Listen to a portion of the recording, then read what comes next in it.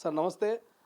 ముందుగాల నిన్న గాంధీ భవన్‌కు చాలామంది మీ కార్యకర్తలు వచ్చారు. కేకే మహేందర్ రెడ్డి చాలా కాలం నుంచి మాజీ ముఖ్యమంత్రి కేసీఆర్ కొడుకు మీద ఫైట్ చేస్తా ఉన్నారు.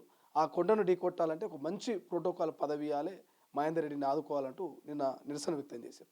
మహేందర్ రెడ్డికి తెలిసే వాళ్ళు వచ్చారా? లేక తెలియకుండా వచ్చారా? ఒకటండి, నేను నాకు తెలిసి అటువంటి వాటిని నేను ఎంకరేజ్ చేయను. ఎందుకంటే తెలంగాణ ఉద్యమం జరిగిందే ఆత్మాభిమానం కోసం. నేను తెలంగాణ ఉద్యమంలో నేను ఒక కీలక భాగస్వామిని. ఆత్మ వంచన చేసుకుని బతకడం నాకు ఇష్టం ఉండదు. ఆత్మాభిమానంతోనే ఉంటాను నేను. పోరాటం నా రక్తంలో ఉంది. వచ్చిన వాళ్ళందరూ కూడా నా మీద అభిమానం కొద్దీ ఇన్నాళ్ళు కష్టపడతాను కాబట్టి ఇవ్వాలి, అతన్ని ఢీకొట్టాలంటే అంటే మా దగ్గర కాంగ్రెస్ పార్టీ కార్యకర్తల్లో కానీ నా శ్రేయోభిలాషుల్లో కానీ ఎంత కసి ఉందో ఒకసారి అర్థం చేసుకోవాలి. కేటీఆర్ని ఏ విధంగా ఓడగొట్టాలి, కేటీఆర్ ఏ విధంగా ఆ ప్రాంతాన్ని నాశనం చేస్తాడు, కాబట్టి అతన్ని ఓడగొట్టాలి అనే ఒక కసి మాలో ఉంది. నాతో కూడా చాలా సందర్భాల్లో ఉన్నారు, అమ్మాయిని అడగందే అమ్మాయినా పెట్టదు, నువ్వు అడగవు, మేము వచ్చి అడుగుతామంటే నేనే చాలా సందర్భాల్లో వాళ్ళను కోపానికి వచ్చాను. అడుక్కొని తింటారు భయ్, ఏదైనా పార్టీకి ఇష్టం ఉండాలి, ప్రభుత్వానికి ఇష్టం ఉండాలి. కేటీఆర్ని కానీ ఆ పార్టీని కానీ ఆ ముఖ్య నాయకుడిని కానీ కట్టడి చేయాలంటే రాజకీయ వ్యూహంలో భాగాలు వాళ్ళకి తెలుసు, అధిష్టానం నిర్ణయాలు తీసుకుంటుంది. మనం పోయి ఒత్తిడి చేసినంత మాత్రం వచ్చేది ఏముంటుంది. కాబట్టి అందులో భాగంగా ముందుగా ఏంటంటే వాళ్ళు గుర్తించి ఇచ్చినప్పుడు లెక్క, కానీ మనకు మనం పోయి అడుక్కోవడం అనేది నాకు ఇష్టం ఉండదని చెప్పి చాలా సందర్భాల్లో వాళ్ళకి చెప్పడం జరిగింది. కానీ మహేందర్ రెడ్డి గారు ఈ కాలంలో ఒక ఎమ్మెల్యేనో ఒక మంత్రో ముఖ్యమంత్రో కొంత పరిచయం ఉన్నా కూడా ఆ లాబింగ్ తోటి ఏదో పదవులు సంపాదిస్తుంటారు. కానీ తెలంగాణ ఉద్యమ కాలం నుంచి నాటి నుంచి నేటి వరకు ఎంతోమంది మీకు పరిచయస్తులు ఇవాళ మాజీ మంత్రులు, ముఖ్యమంత్రులు. సో అయినప్పటికీ ఎందుకు లాబింగ్ చేయట్లేదు? ఎందుకు మీరు పదవులు అడగట్లేదు? మరి లాబింగ్ నేను ఏమంటున్నానంటే, నేను ప్రజాసేవ చేయాలనుకుంటున్నాను. రాజకీయం అనేది ఒక ఎన్జిఓ టైప్. లాబింగ్ చేసి పదవులు తెచ్చుకొని దాంతో వచ్చేది ఏముండదు లాబింగ్ల ద్వారా. ఏదైతే నికార్సుగా మనకు వస్తుందో ఆ నికార్సుగా వచ్చినప్పుడే మనం ప్రజాసేవ చేయగలుగుతాం. లాబింగ్ల ద్వారానో ఇంకా అనేక మార్గాల ద్వారానో, కులం పేరు మీదనో, మతం పేరు మీదనో, దేని ద్వారానో వచ్చిందని దానికి అలవాటు పడిపోతాం మనం. అటువంటి వాటికి అలవాటు పడిపోతాం. ఎందుకంటే ఆ లాబీని మెయింటైన్ చేసుకుంటా తన సీటును పదిలం చేసుకునే దిశగానే పనిచేస్తారు. నిజంగా కూడా ప్రజల నుంచి వచ్చిన నాయకుడు ఎప్పుడైనా ప్రజాక్షేత్రంలో ఉంటాడు, ప్రజల ఆదరాభిమానంతో ఉంటాడు. కాబట్టి ప్రజలు ఇస్తున్న ఆదరాభిమానం గుర్తించి పార్టీలు కానీ ప్రభుత్వాలను కానీ గుర్తించినప్పుడు అది అసలు సిసలైన గుర్తింపు. అది ఏదో లాబింగ్ల ద్వారా వచ్చే గుర్తింపు కాదు. అలా ఉండదు, టెంపరీగా కొన్నాళ్ళు ఉంటారు. కానీ వాళ్ళకి ఏదో సామెత ఉంటాయి, సచ్చినా బతికినా సవాసేరు అంటారు. కాబట్టి ఇప్పుడు నేను ప్రజల్లో ఉన్నాను, 20 సంవత్సరాల నుంచి ప్రజల్లో ఉన్నా. ప్రజలు నా కొరకు వచ్చిన వాళ్ళు, నా యొక్క శ్రేయోభిలాషులు, అభిమానులు, కార్యకర్తలు, వాళ్ళందరూ కూడా నేను చేసిన కృషిని వాళ్ళు గుర్తిస్తున్నారు. కాబట్టి వాళ్ళు వచ్చినందుకు వాళ్ళకి ధన్యవాదాలు తెలుపుతూనే, కానీ నేను దాన్ని కోరుకోవట్లే.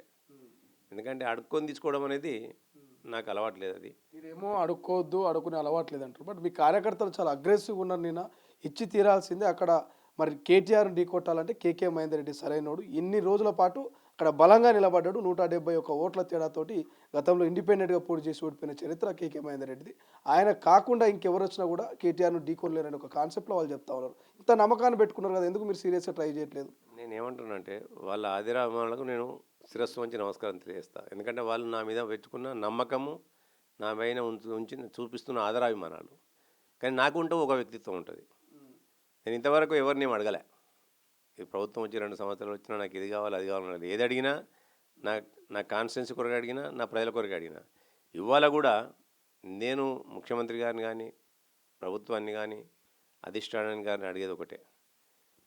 పార్టీ కొరకు కష్టకాలంలో పనిచేసిన కార్యకర్తలు చాలా ఉన్నారు. వాళ్ళు పార్టీని బలంగా ఉంచే క్రమంలో కేటీఆర్ని కానీ, కేసీఆర్ గారిని, బీఆర్ఎస్ పార్టీని ఎదుర్కొనే క్రమంలో అనేకమైన ఆటుపోట్లకు గురైన వాళ్ళు. అనేక సార్లు అరెస్టులు జరిగినాయి. అరెస్టులు జరిగిన తర్వాత ఇంచుమించు ముస్తాబాద్ మండలం కానివ్వండి, ఎల్లారెడ్డిపేట మండలం కానివ్వండి, గంభీరపేట మండలం కానివ్వండి, వీర్నపల్లి మండలం కానివ్వండి, అదే మాదిరి తంగలపల్లి మండలం కానించి ఇక్కడ నుంచి ఒక్కొక్క కార్యకర్త పైన ఇంచుమించు యావరేజ్గా 20-30 కేసులు ఉన్నాయి. ఇవాళకి కూడా వాళ్ళు ఇంత ప్రభుత్వం అధికారంలో ఉన్నప్పుడు కూడా ఇంచుమించు 10 నుంచి 15 రోజులు సిరిసిల్ల కోర్టులో హాజరవుతారు వాళ్ళు.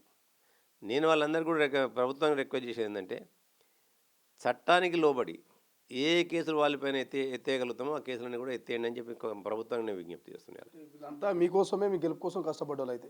100% నేను తెలంగాణ రాష్ట్ర సమితి అని చెప్పి ఎప్పటి నుంచి అయితే మొదలుపెట్టుకొని వచ్చినో అప్పటి నుంచి అందులో వచ్చిన వాళ్ళ దానిలో 175 నుంచి 80% మంది అప్పటి నుంచి నాతో వెన్నంటున్న వాళ్ళే. నాతో పాటే కాంగ్రెస్ పార్టీకి వచ్చిన వాళ్ళు, నాతోని నా కుటుంబ సభ్యులుగా ఉన్నవాళ్ళు, నా అన్న తమ్ములుగా, నా శ్రేయోభిలాషులుగా, నా అక్క చెల్లెలుగా నాతో ఉన్నవాళ్ళు వాళ్ళు. నా కడ వరకు కూడా నేను రాజకీయాల్లో ఉన్నా లేకున్నా నాకు సాధ్యమైనంత వరకు వారికి అండగా ఉంటా. ఇవాళ ప్రభుత్వం, పార్టీ ఒక నాయకుని ఎట్లా కట్టుదిట్టం చేయాలి అనేది వాళ్ళ వ్యూహంలో భాగం. అది వారి యొక్క విజ్ఞత. అది కానీ మా వాళ్ళు వచ్చి అడగకూడదని నేను చాలా సందర్భాల్లో చెప్పాను. నిన్న కూడా వచ్చేంత వరకు నాకు తెలియదు. నిన్న మీరు ఫోన్ చేసి నాకు చెప్పిండ్రు, అన్న ఇట్లా సిరిసిల్ల నుంచి వచ్చినట్టు, ఎందుకు వచ్చిరమ్మా, మీతో కూడా పదం అన్న, ఎందుకు వచ్చిరమ్మా పిచ్చలేసి వచ్చిన వాళ్ళని అని. అంటే నా ఉద్దేశంలో ఏంటంటే అడుక్కుంటే ఇచ్చేది పదవి కాదు, నిన్ను రికగ్నైజ్ చేసి ఇచ్చేది పదవి. ప్రభుత్వం వాళ్ళ రాజకీయంలో వాళ్ళ పార్టీకి కానీ ప్రభుత్వాలకు కానీ ఒక వ్యూహాలు ఉంటాయి. మరి పార్టీ అధిష్టానం ఏమో వ్యూహాలు ఆలోచిస్తుందో వారిని కట్టుదిట్టం చేయాలని, ప్రభుత్వం ఏం ఆలోచిస్తుందో అది వారి యొక్క విజ్ఞత వాళ్ళకు వదిలేస్తాం మనం. ఎందుకంటే ఆ వ్యూహాలు, ప్రతి వ్యూహాలు మనకు తెలియదు. కేవలం పనిచేయడమే మాకు తెలుసు. ఇప్పటివరకు పనిచేసినా ఇక ముందు కూడా పనిచేస్తా. అసలైన తొలి వెలుగు. ఫాలో వాట్సాప్ @తొలి వెలుగు official.